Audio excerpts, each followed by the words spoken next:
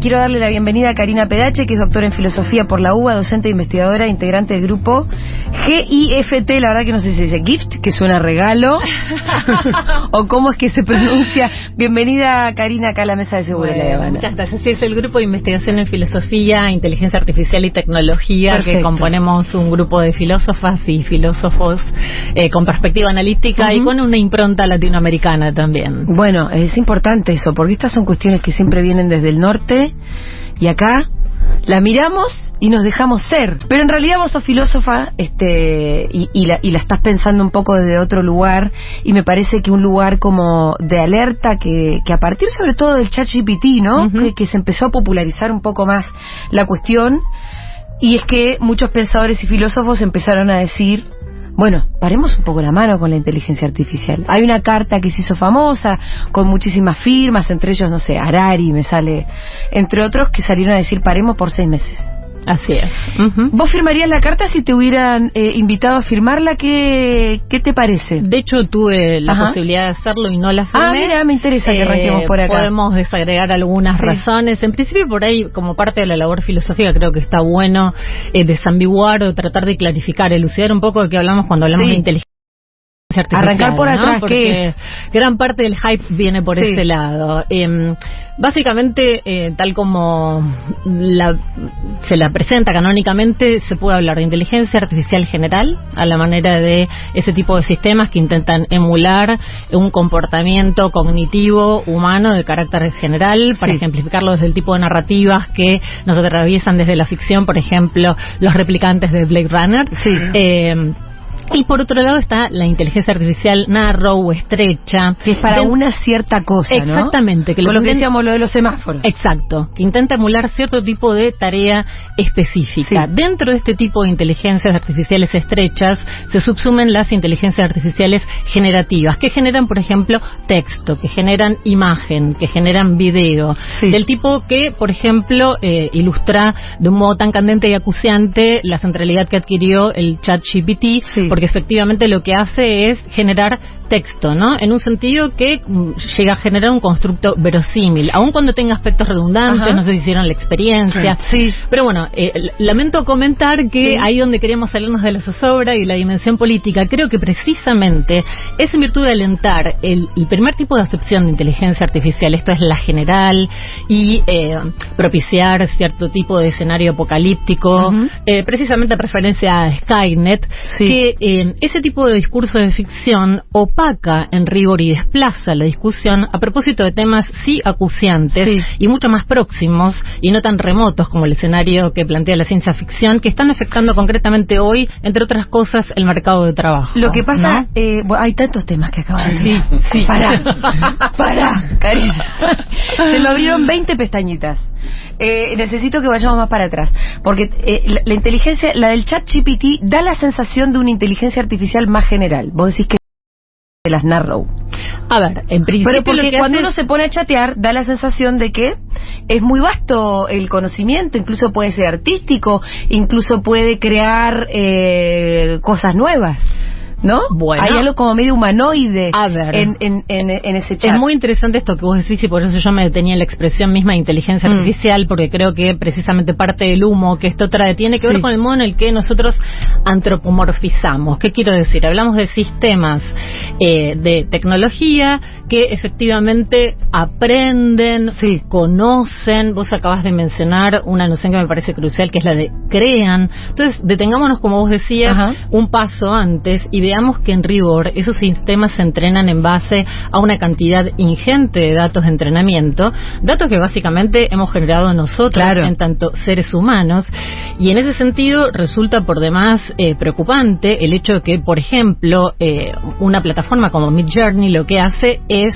un raspaje de datos de imágenes subidas a internet creadas por valor humano sin ningún tipo de consentimiento por parte de sus creadores, vulnerando derechos básicos. Esa plataforma ¿qué hace? Crea imágenes nuevas. Vos a través de un prompt, de un comando de texto, lo que haces es pedirle que te genere una imagen al estilo de Klimt de una mujer violinista con un gato en su hombro, y te arroja como output eso precisamente, con el agravante que dentro de ese prompt hay artistas que han detectado que se ha usado su propio nombre, el nombre propio, Santiago Caruso, por ejemplo, es uno de ellos que viene propulsando desde el colectivo de Artes Estética la necesidad de regular precisamente este tipo de inteligencias artificiales generativas en Iberoamérica, expoliando derechos humanos centrales, tales como el que figura en el punto 2 del artículo 27 de la Declaración General de Derechos Humanos, ¿no? Que tiene que ver con la protección precisamente de derechos morales y materiales para con aquellos que hayan producido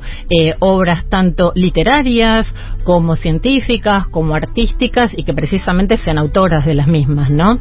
Entonces, en relación con lo que vos decías, efectivamente parte de lo que uno siente cuando interactúa con este tipo de sistemas, tal como un procesamiento de lenguaje, tal como es el ChatGPT, es la idea de que está ahí frente a un otro, ¿no? Cuando en rigor de lo que se trata es de un software. Entonces, me parece que cuando empezamos a confundir esta cuestión, perdemos de vista la dimensión efectivamente política que tiene este debate, porque básicamente lo que esto genera es por parte de aquellos que se apropian de estos datos para precisamente poder generar luego patrones que permitan este tipo de output o de resultado, es que hay una profunda concentración desde lo que es la lógica del capital y la sustitución de trabajo humano. Digo esto sin intención tampoco de demonizar la tecnología, ¿no? Porque el riesgo que se suele correr es el de incurrir en falsas dicotomías.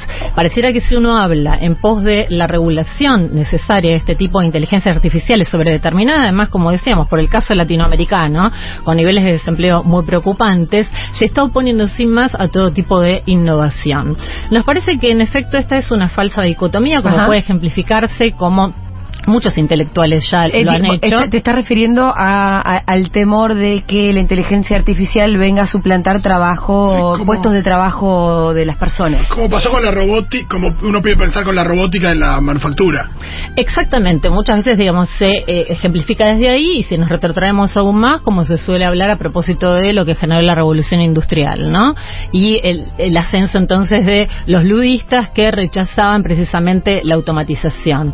Me refiero a que me parece, hay una falsa dicotomía si se piensa que regular va a implicar vedar todo tipo de innovación. Porque es lo que suele precisamente argumentarse para ir en contra de este tipo de acciones regulatorias, ¿no? Si en rigor uno extrapola la analogía desde una industria farmacéutica respecto a la cual nadie diría que carece de innovación ni de rédito económico, en rigor pasa por muy fuertes controles y por una regulación muy necesaria. Lo que pasa es que, bueno, como aquí no se trata de una cuestión de salud, sino de cuestiones relativas a lo artístico, lo científico, la dimensión creativa, pareciera que, bueno, eso se sustrae por ahí a la necesidad de regulación, cuando en rigor hay un montón de personas que no solo están temiendo, sino que en efecto, de hecho, se está teniendo lugar ya a sustitución de mano de obra humana, ¿no? Entonces vos decís que hace falta más regulación. Sí, a mi juicio hace falta más regulación. ¿Y en qué sentido entonces en concreto?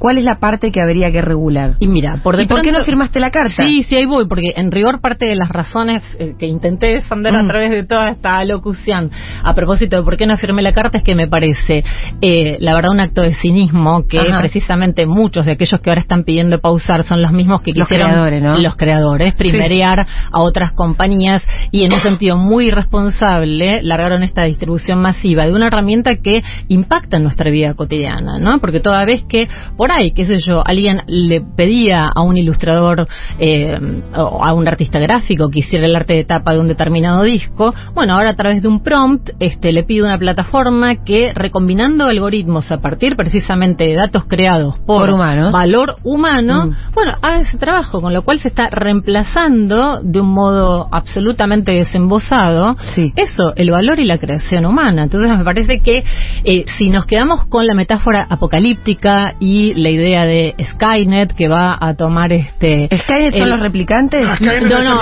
Skynet es Terminator 2 que se hace cargo del arsenal militar yanqui, y entonces va a acabar con la humanidad porque circulan muchos discursos apocalípticos de esa naturaleza. Lo vemos en rigor como un problema bastante más remoto y menos inmediato que aquel que en rigor ya está instalado. Claro, el problema es que ya está. Pues sí, que se está planteando un apocalipsis que no es tal, pero sí que ya hay un problema que estamos teniendo en el presente. Exacto. Y que hay que regularlo. Y que hay que regular y que hay dimensiones muy preocupantes y efectivamente ahí se proponía además pausar la investigación. Sí. En principio eso no es parte de lo que a mí me interesa. Yo creo que en rigor de lo que se trata es de seguir investigando precisamente, pero sí de pausar esta aplicación en el sentido de distribuirla masivamente de un modo irresponsable y sin que se dé lugar a una reflexión paulatina. Ahora, ¿no? uno piensa que las regulaciones que tienen que provenir de los estados, Uh-huh.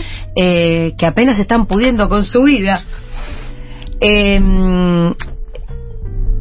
se ve difícil. ¿Por qué? Porque se trata de una materia que no conocen, que quiero decir que desde la política casi que no se conoce y que en realidad la tecnología proviene de algunas pocas grandes empresas, ¿no? Entonces, ¿cómo hacer para meterse a regular eso que está tan dominado en realidad por 4 o 5 empresas tecnológicas y algunos pocos cerebros que conocen bien cómo se genera todo eso? Bueno, es que en gran parte, creo yo, parte de lo que hace falta es más de esto que estamos haciendo nosotros aquí y ahora, que es abrir la conversación. Bueno, esto fue un aspecto positivo concientización del ChatGPT en un punto. A ver, en un punto, si querés, y desde una perspectiva optimista, podríamos aislar el lado luminoso, que es el haber puesto sobre la palestra precisamente la necesidad de discutir a propósito de si aquella tecnología que está disponible y es posible es además deseable, ¿no? En el sentido de que, en principio, habría problemas que podríamos resolver tal vez sin apelar directamente a la tecnología y menos aún a la inteligencia artificial. Aquí hemos tenido un caso paradigmático que fue el intento de implementación en la provincia de Salta a través de un acuerdo entre quien era entonces gobernador Urtubey y Microsoft para implementar predicción de embarazo adolescente a través de inteligencia artificial. A partir de datos de las jóvenes salteñas. Claro, desde una muestra hipersesgada. Con un profiling tremendo. Exactamente, que fue muy cuestionado por razones técnicas, pero también por razones ético-políticas. Y acá es donde me parece interesante también intervenir a propósito de la consulta de Julia, porque me parece que en rigor se suele confinar esta discusión para que tenga lugar entre tecnólogos y tecnócratas como si fuera una discusión estrictamente de nicho, sin advertir que en rigor es una discusión que permea nuestras vidas cotidianas, ¿no? Desde que encendemos el smartphone hasta que decidimos o no seguir una determinada recomendación de una plataforma de streaming, hasta que vamos al subte y estamos siendo sin nuestro consentimiento capturados por sistemas de reconocimiento facial. Me parece permea nuestra vida y en este sentido me parece también que hay que abrir el debate para que la ciudadanía además adquiera una reflexión crítica respecto de todos aquellos sentidos en que la tecnología impacta, aun cuando quizá no sea necesario para poder formar parte de la discusión tener un conocimiento técnico hiperfino, lo cual igual sería deseable desde una noción de alfabetización digital que me parece nos hace falta. Y en ese sentido no es que los estados estén solos, me parece que hay un montón de actores involucrados del tipo que yo les mencionaba hace un rato, como por ejemplo aquí, bueno, desde grupos filosóficos hasta también grupos de ilustradores, fotógrafos, locutores, actores, artistas de doblaje, ¿no? Que vienen organizándose colectivamente. Yo les ponía por caso Artes Estética, que además elaboró un muy interesante manifiesto, aduciendo razones incluso más pormenorizadas a propósito de, bueno, por qué es necesario regular este tipo de inteligencia artificial en Iberoamérica. Y creo que por ahí pasa también, por la necesidad de abrir el debate y que no quede confinado solo unas pocas voces que lo único que van a hacer es precisamente seguir concentrando el poder en detrimento de los trabajadores, digamos. Con respecto a los consumos culturales se habla mucho de cómo a veces nos limita el algoritmo, ¿no? Esto de, bueno, si yo me meto en Netflix y veo solamente lo que me sugiere Netflix, que es a partir de lo que yo ya vi, entonces nunca voy a terminar de ver algo nuevo, ¿no? Tal cual. Se piensa con la música y Spotify y demás. Si uno piensa que la música no se crea tampoco de la nada, digo, por supuesto que cualquier músico que hace obras maravillosas y creativas lo hace a partir de un conocimiento previo, pero a veces es preocupante respecto a qué niveles de creatividad se pueden alcanzar si uno piensa, no sé, ahora se van a hacer películas con inteligencia artificial, ¿no? Y que seguramente se hagan con esta misma lógica, bueno, basadas a partir de algo que ya se hizo. Entonces hay algo respecto de trascender o de determinados niveles de creatividad o de disrupción que uno siente que no llegarán de la mano de la inteligencia artificial. No sé cómo ves ese tema, si es que hay un límite ahí o parecería que no lo hay. A ver, sí, es muy interesante tu reflexión, Fito, porque tiene que ver con esto de que desde luego nadie crea en el vacío, ¿no? Lo hacemos siempre encaramados en determinadas tradiciones. El fenómeno que vos traías a colación es el del famoso filtro burbuja, que está un poco también al servicio del sesgo de confirmación, donde básicamente busco aquello que va a venir a reforzar mis creencias, veo sobre la base de lo que ya vi, parece que eso a priori también estaría... la fake news eso, ¿no? Claro, porque en términos de películas no sería tan grave como... En términos de consumo de noticias, sí. Pero en términos de eso, de consumo de noticias o incluso de convicciones ideológicas. Pero por supuesto, y más aún en un panorama tal como el nuestro en pleno año electoral, ¿no? Sí. Y en el sentido en el que esto puede venir a poner en zozobra las democracias también, porque efectivamente parte de lo que, como vos bien decías, Julia, genera este tipo de inteligencia artificial disruptiva es que difumina un poco los límites claros entre lo que es verdadero y lo que es fake, entre lo que es verosímil, sí, tal como el tipo de, por ejemplo, texto que puede producir como output el ChatGPT, y lo que es verdadero, porque en realidad ahí lo que hay es una mera recombinación algorítmica que está completamente desacoplada, desenganchada de la realidad. Sí. Se creó una figura, volviendo un poco a, no me olvidé de la pregunta sobre la creatividad, se creó una figura a partir de la reflexión conjunta de varias investigadoras, una de las cuales es Emily Bender, que es la de el loro estocástico, ¿no? Básicamente lo que obtendríamos a través de este tipo de chat es eso, una recombinación, pero que está completamente desenganchada de la realidad y que bajo ningún respecto, en un sentido estricto, aprende, ni conoce, ni crea, en el sentido en que cualquiera de nosotros lo estaría haciendo en tantos seres humanos. Uh-huh. Volviendo un poco al punto por el que preguntaba Fito, efectivamente me parece que hay algo de la dimensión creativa humana que está dada además por este tipo de vinculación, interacción cara a cara, humana, mediada por afectos, que es irreemplazable. Bueno, el otro día Fito Páez decía, la inteligencia artificial nunca va a crear un Luis Alberto Spinetta. Uh-huh. Sí lo va a poder copiar, va a poder mezclar a Spinetta con Calamaro, va a poder jugar con eso, pero nunca va a salir un nuevo Spinetta, ¿no? A partir de... Y eso un poco me parece que resume bastante lo que estás diciendo. Uh-huh. Tengo dudas de cómo funciona. Es muy puntual mi pregunta, pero porque se me vino a la cabeza que hablabas de lo verdadero y de lo verosímil, uh-huh, y la diferencia. El otro día, desde Un Mundo de Sensaciones, el programa de política internacional que tiene este programa los domingos, le preguntan a GPT ¿qué es Un Mundo de Sensaciones? Y el chat contestó, es un programa de radio de Futurock sobre relaciones sentimentales y digamos, no sé qué cosa. Es chamullero también. Entonces, pero claro, pero eso lo habrá sacado del título. Es que lo debe haber sacado Un Mundo de Sensaciones, que es una canción de Sandro, que en realidad, uh-huh, habla de romance. Pero lo que no termino de entender es si el guacho no googlea. A ver, en rigor, esta última versión sí está conectada, ajá, ya directamente a Internet, las versiones previas no, con lo cual tiraba información desactualizada. Si vos le preguntás ahora, capaz que ya sabe que es un programa de política internacional, porque es muy fácil acceder a esa información. Probablemente eso es lo que está generando también, por ejemplo, la sustitución de muchos periodistas que se dedicaban antes a hacer el raconto de un partido de fútbol, porque directamente cómo toma los datos y de lo que se trata de informar los resultados, se puede resolver vía, por ejemplo, un sucedáneo como puede ser GPT, y de hecho está habiendo una merma, me decía el otro día un periodista de buena fuente. Pero eso es algo positivo. No estamos periodistas deportivos. No, eso es algo positivo. También puede subir la vara, en el sentido de que, bueno, si al final... a veces se hablaba mucho también a partir de la revolución industrial y la robotización en las industrias y demás, la idea de que bueno, el trabajo humano es un trabajo de mayor valor. Si hay un trabajo que puede ser reemplazado por una máquina, bueno, entonces que el trabajo humano no se pierda, sino que sea un laburo de mayor valor agregado, que haya algo más concreto puesto ahí. Buenísima tu intervención, Fito, porque eso en rigor también da tela para cierta argumentación, a mi juicio, por ahí, o ingenua o malintencionada.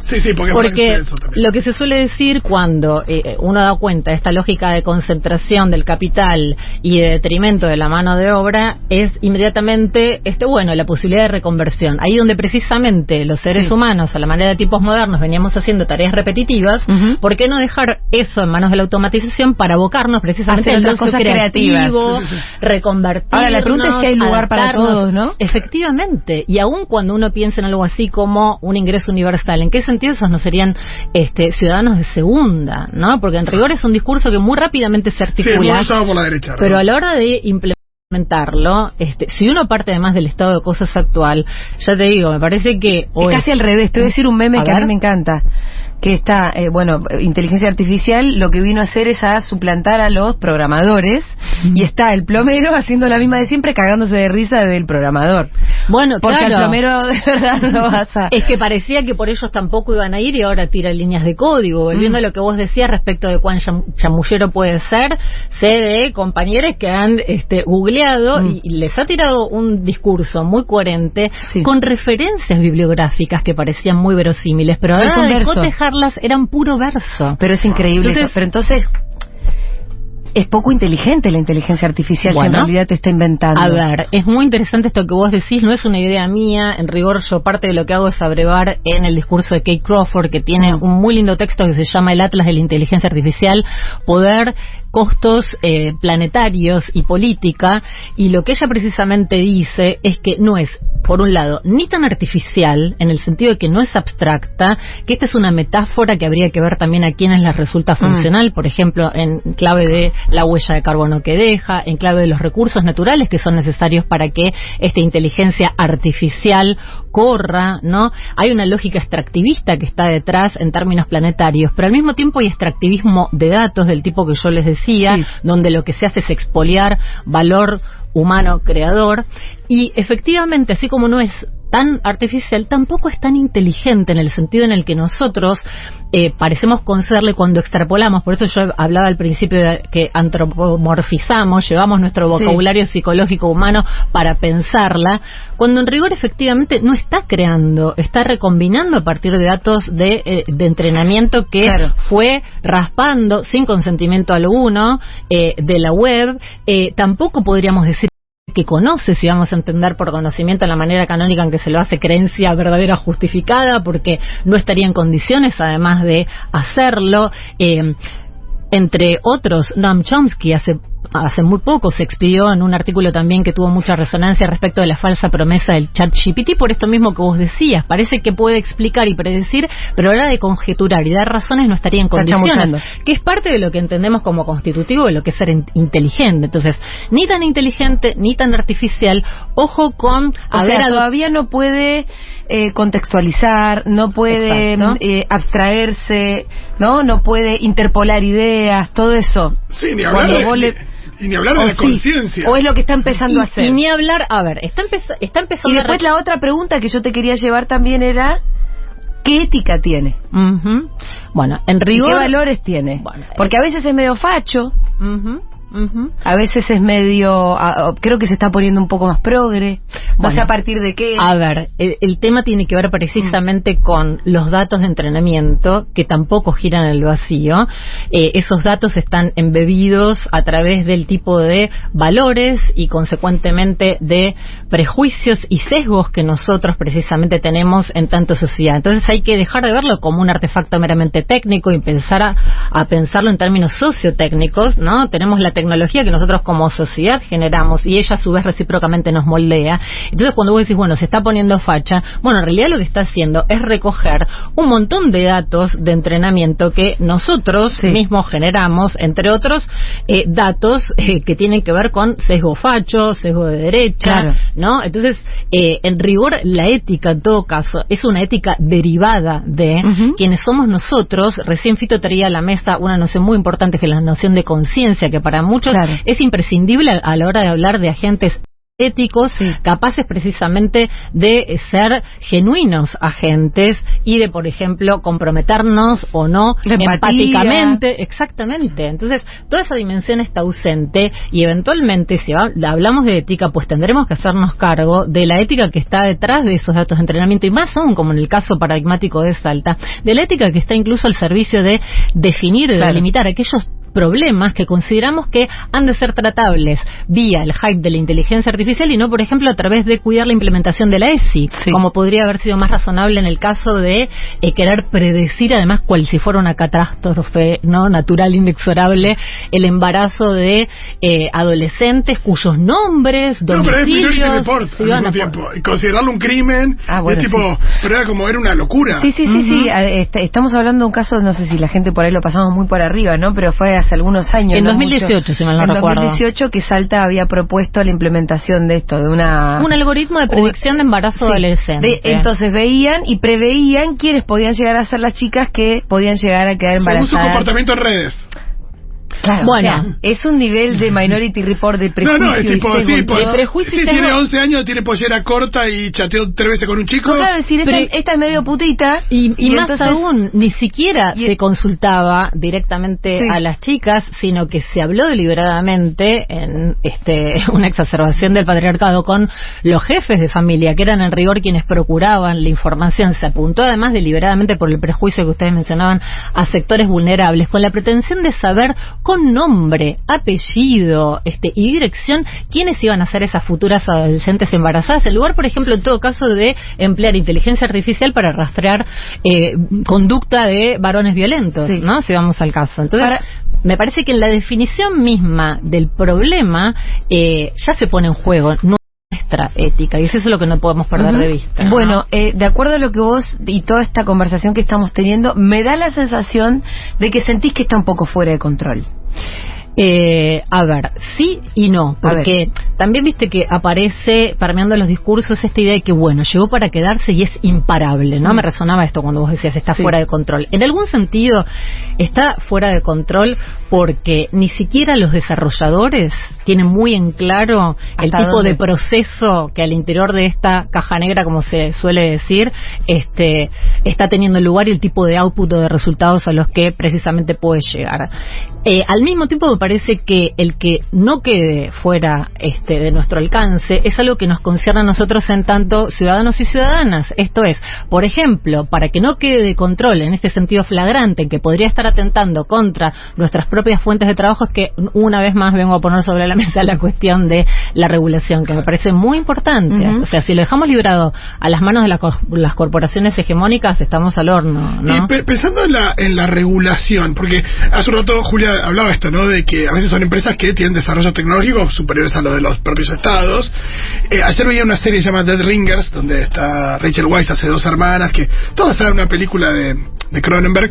Ellas hacen investigaciones científicas por la fertilidad de la mujer, pero medio reñidas con la ética.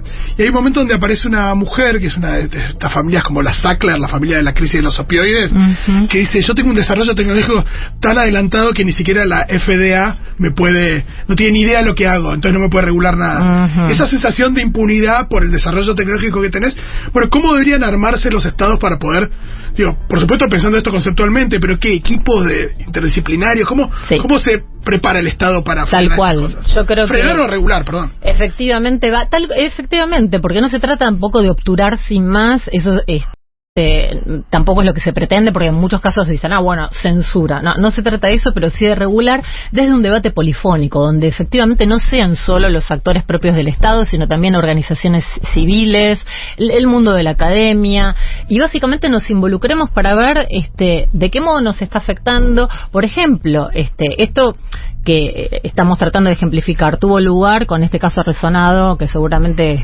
ustedes habrán conocido a propósito de lo que se hizo en Italia, ¿no?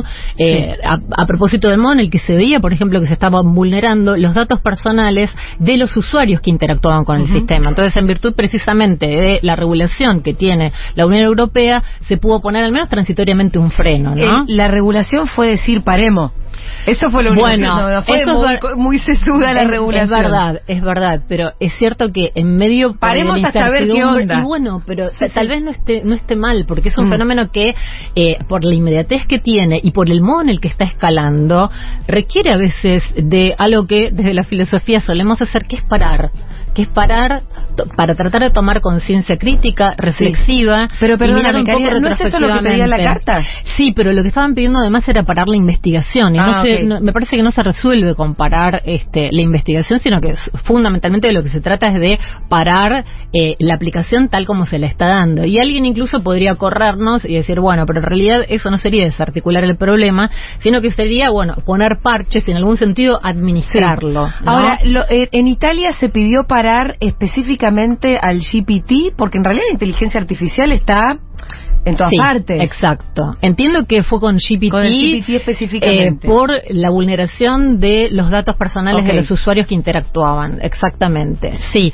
¿Y ahí dónde está la vulneración? Cuando vos chateás y te pregunta algo y vos le contestás, ¿o...? Es que vos tenés que registrarte para poder operar, y nadie tenía muy en claro además qué tipo de manejo y uso final se hace de esos datos, y otra vez, digamos, esto vuelve al sistema para seguir segmentando público, ¿no? Y el primero lo regalan, pero ya las segundas versiones... Sí, te hacen el dibujito y enseguida están tus datos biométricos. Exacto, exactamente, tal cual. Y entonces ahí donde pareciera que uno está teniendo una actividad meramente lúdica y está consintiendo en la sesión de datos, y esto es importante también saberlo, ¿no? Toda vez que leemos términos y condiciones y a veces lo hacemos un tanto acríticamente, sin que esto haga que recaiga toda la responsabilidad gruesa, no está sin duda del lado de los usuarios, pero es parte también del ejercicio reflexivo que se impone, ¿no? Me parece ver antes de hacer sesión de datos con qué plataforma estamos interactuando y al servicio de qué están esos datos, ¿no? Entonces, me parece que gran parte de todas estas metáforas que, insisto, tienen que ver con escenarios apocalípticos, con Skynet, con Westworld, con Black Mirror, lo que hacen es alejarnos de una problemática que es bien acuciante, que ya está teniendo lugar aquí y ahora, ¿no? Por de pronto el otro escenario parece un poco más remoto, más próximo a la ciencia ficción, pero esto está afectándonos desde la ciencia y la tecnología actuales, aquí y ahora.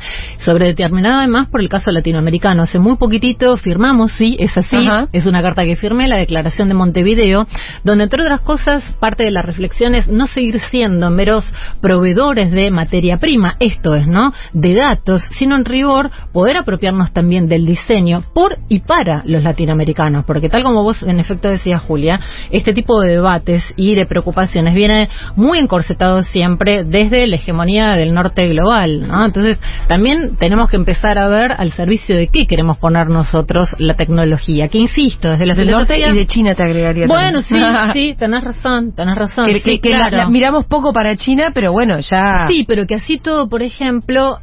a propósito de lo que es creación de imágenes, impuso la necesidad de generar una marca de agua, ¿no? Como para, por lo menos, morigerar un poco. Eso está regulando China. Sí. Ah, mira.